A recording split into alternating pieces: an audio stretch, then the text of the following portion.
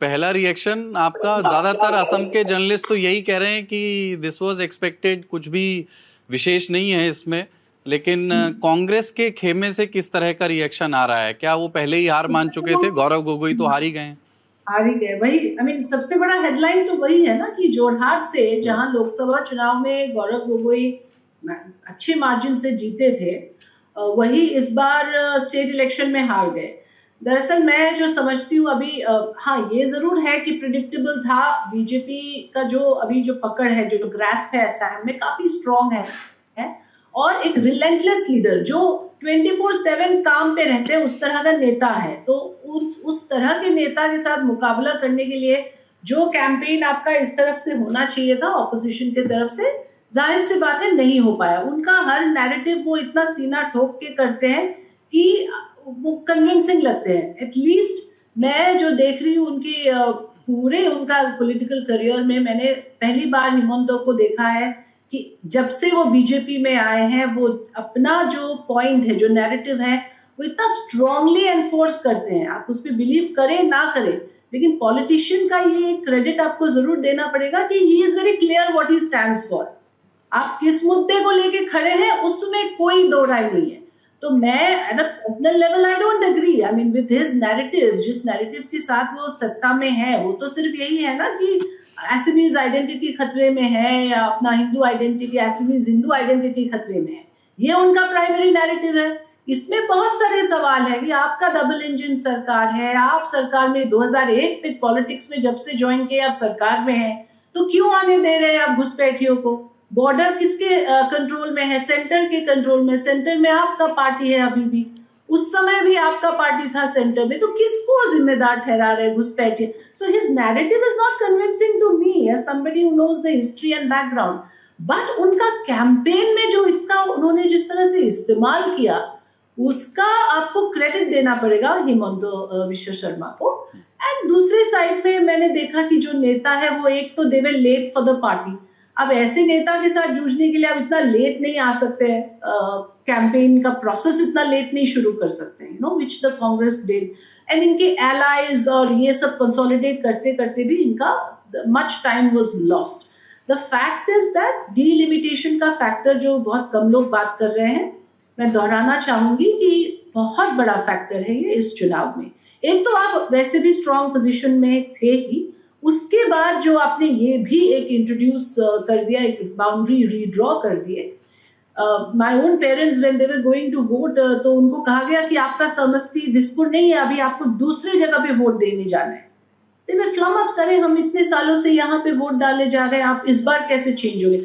तो ऐसे काफी जो है मुस्लिम वोट्स को स्प्रेड करने का जो एक उन्होंने एक आई वुड से प्लान बनाया पहले से, तो that has worked for them. नहीं, पर वो तो जो डिलिमिटेशन हुआ है उसका प्रोसेस तो इलेक्शन कमीशन करता है, बीजेपी तो करती नहीं है।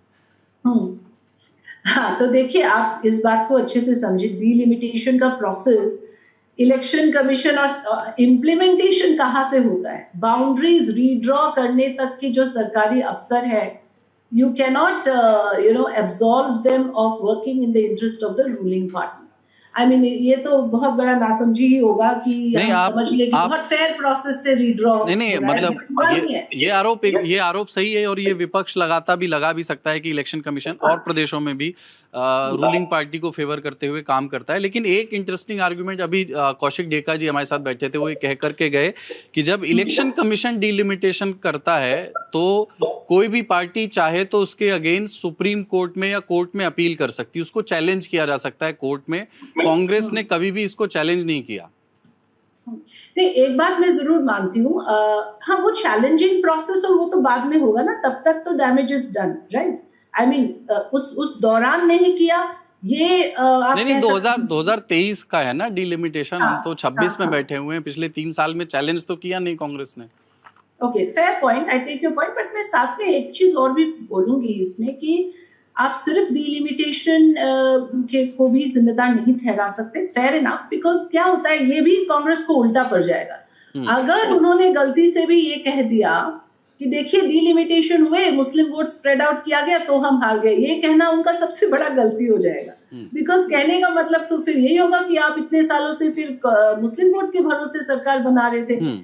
तो the problem is that what I see is that if you disenfranchise Muslim voters, जैसे बंगाल में हुआ, काफी मुस्लिम वोटर डिलीशंस हुए, इफ यू रीड्रॉ बाउंड्रीज, क्योंकि देखिए 35 से 35 सीटें असम में ऐसे हैं जो डिसाइसिव है। ये 35 सीटें अगर इधर आए तो ये सरकार बनाएंगे, इधर जाए तो ये सरकार बनाएंगे। अब this 35 seats if you are referring to the Muslim dominant seats, उसका एक डाइल्यूशन हो गया है पूरी तरह से। So that was done deliberately, और इसी वजह से मुझे लगता है ये पावर शिफ्ट भी अभी कंप्लीट हो चुका है। अब कांग्रेस को कुछ और सोचना पड़ेगा, how to defeat this game plan, because redraw हो चुका है अभी। And to say that, oh, now we cannot win, because that will be also foolishness on the part of the Congress, because they have to now think of a strategy to win the Hindu voters. ये तो उस game में तो पीछे है, because उस game में भी बीजेपी काफी, उस रेस में भी आगे काफी निकल गए। So they will be playing a catch up game, कि अब तो मुस्लिम वोट रिडंडेंट हो चुकी है ना, redundant, I am telling you, absolutely redundant हो चुकी है अभी। The Muslim vote bank has been cracked up completely. तो उस वोट के भरोसे आप कुछ नहीं कर सकते असम में। मतलब अभी आगे के लिए आपको हिंदू वोट चाहिए होगा, आपको कभी भी, अभी आप उम्मीद भी अगर कर रहे हैं कभी फ्यूचर डेट में आपको पावर में आना है तो उस गेम के लिए भी आप अभी बहुत पीछे उस रेस में, उस रेस में भी बहुत निकल गए। मैं आपसे एक सवाल ये समझ, जैसे ये तो भविष्य की बात हुई, अब कांग्रेस को कैचअप करना है, क्या वो करेंगे, लीडरशिप चेंज होगा नहीं होगा, कैसे लोकल और लीडर्स को उभारेंगे, ये भविष्य के सवाल हैं। लेकिन इस चुनाव को कांग्रेस ने लड़ा कैसे, इस पर थोड़ा सा बताइए। देखिए प्रियंका गांधी, पहली बार गांधी परिवार के किसी व्यक्ति को स्क्रीनिंग कमेटी को चेयर करने के लिए दिया गया असम में, और वो अभी ज्यादा समय नहीं हुआ है उनको लोकसभा में आए हुए, और प्रियंका गांधी असम आती हैं, स्क्रीनिंग कमेटी को चेयर करती हैं, इमरान मसूद उनके साथ आते हैं, गौरव गोगोई पर आला कमान पूरा भरोसा जताता है। पर क्या अपने फुल फोर्स से कांग्रेस लड़ी, वो जिसको कहते हैं ना दम खम के साथ लड़ना, चुनाव हार जीत जो भी हो, बट कैंपेन क्या उतना जोर शोर से दमखम के साथ किया? क्योंकि मैं जिस पत्रकार से चुनाव के पहले भी बात कर रहा था, लोग कह रहे थे कि एक तरफा बात है। अभी थोड़ी देर पहले अमित से भी हमारी बात हो रही थी, वो भी गुवाहाटी से हमारे साथ जुड़े थे, वो भी कह रहे थे कि कोई फाइट था ही नहीं और कांग्रेस ने कोई फाइट दिया ही नहीं, ऐसा लगा कि पहले ही उन्होंने सरेंडर कर दिया, हथियार डाल दिए। बिल्कुल सही, मैं मानती हूँ, मैंने कहा भी इसलिए कैंपेन वाज वेरी वीक। और देखिए कर भी क्या सकते हैं आप, आपके जैसे कैंपेन चीफ जो थे प्रद्युत बरदोले, वो निकल गए एंड मौके पे, ही लेफ्ट द पार्टी। और इधर से बहुत स्ट्रॉन्ग मशीनरी एक जो है was working from the very beginning. तो आपके जो ऐसे नेता है जो थोड़ा सा कांग्रेस को उम्मीद भी था जो हिंदू वोट्स लाएंगे, उनको आप इधर ले आए, भूपेन बोरा आ गए, प्रद्युत बरदोले आ गए, थोड़ा बहुत जहां जहां उम्मीद था वो उम्मीद भी, they have not left any stone unturned जिसे कहते हैं। तो कांग्रेस का कैंपेन क्या हो सकता था, ऐसा नहीं कि मुद्दे नहीं थे उनके पास। आप सोचिए जुबिन गर्ग का मुद्दा कितना बड़ा मुद्दा था, कितना आप उसको कर सकते थे आप अपने, because in that BJP was on weak ground, है ना। उनको बहुत सी चीजों पे आप इसको कैंपेन का मुद्दा बना भी सकते थे, जो नहीं हो पाया कांग्रेस से। That also the BJP was able to use that issue also to their advantage. इतने अरेस्ट्स कर दिए, और ये सब करने श्याम कनू का और जो बाकी जो दूसरे लोग थे जुबिन के साथ, उनको धड़ाधड़ अरेस्ट कर दिए, उन पे आरोप लगा दिए, मर्डर केस लगा दिए। सिंगापुर कोर्ट बोलता रहे कि कोई फाउल प्ले नहीं है, बट यहाँ नैरेटिव को ग्रैब करने के लिए आपने जिस दुरुस्त से like with what swiftness you acted. तो मेरा जो स्टडी है, मैंने देखा कि पॉलिटिक्स में this matters, You cannot be late to the party. हर एक चीज में आपको नैरेटिव ग्रैब करने की एक स्विफ्टनेस आपको चाहिए, एंड मैं बिल्कुल मानती हूँ कि Congress failed in that. And whatever you से, हम बोलते हैं इतना लैंग्वेज में इतना इस तरह का भाषा का इस्तेमाल, ये वो, लेकिन अल्टीमेटली वो whether you like it or not, people get moved by it.